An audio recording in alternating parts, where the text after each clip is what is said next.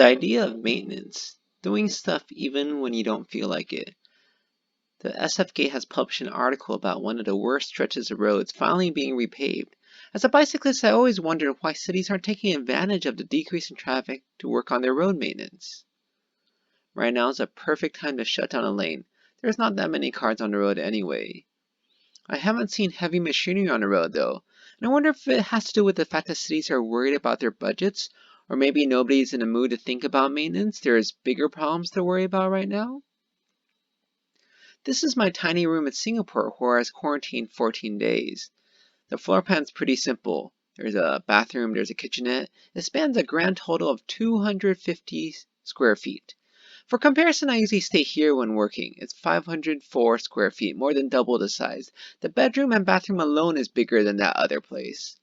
But given all the rules, it was very clear I was not to leave the place for 14 days. Singapore has plenty of delivery services. I thought I'd take advantage of this time, catch up on all the things I want to do, all the tasks I had signed for myself over the years, all that writing that still had to be done, ideas that still had to be processed. This is an article from The Onion, a satirical news website. Let me read it to you word for word, because they put it very well. Admitting that a highly contagious, deadly pandemic had done little to stoke his creativity, local man Michael Ayers confided to reporters Wednesday that he wasn't sure why he had imagined that the most stressful situation he had ever experienced would be the thing that finally made him more productive. Despite my high hopes, the most devastating crisis of my life hasn't turned out to be the catalyst I needed to meet all of my lifelong held personal goals, said Ayers, who added that he had no idea what he was thinking when he told himself that being furloughed from his job and enduring a sustained period of emotional isolation would be just what he needed to start eating better, acquaint himself with world cinema, and get a jumpstart on a novel he had always wanted to write. For some reason, I took a look at the economic catastrophe that may soon rival the Great Depression and said, "Oh, great! Now I have the energy and the space I need to focus on my creative side." But I guess living with ever-present crushing uncertainty and the knowledge that people all around me are dying wasn't the stimulus I needed after all. At press time, Ayers had reportedly decided that, going forward, he would instead focus all his time and attention on feeling guilty about his lack of productivity. I guess I'm not any better than the cities who don't bother taking this time when traffic is low to do street maintenance. I'm just as much a failure as the imaginary man in the Onion article. Or rather, I was. I used to think I cannot do anything without deadlines. I see this a lot in people who are working and trying to do side projects. For work, they're prompt and work hard and make those deadlines, but for a project on the side, oh, well, I'm tired.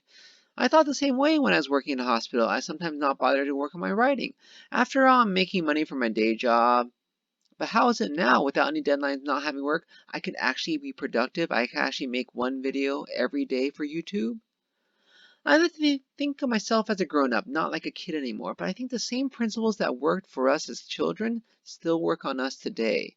I love riding my bike around the neighborhood, but my mom always said I had to finish my homework first.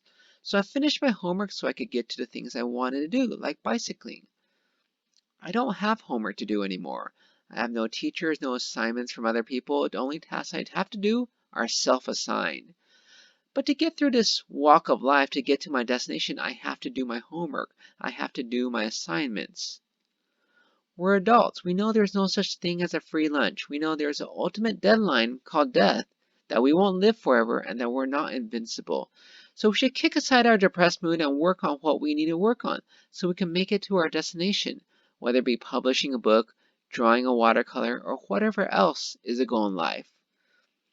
These are the straps to secure my pant legs when I go biking.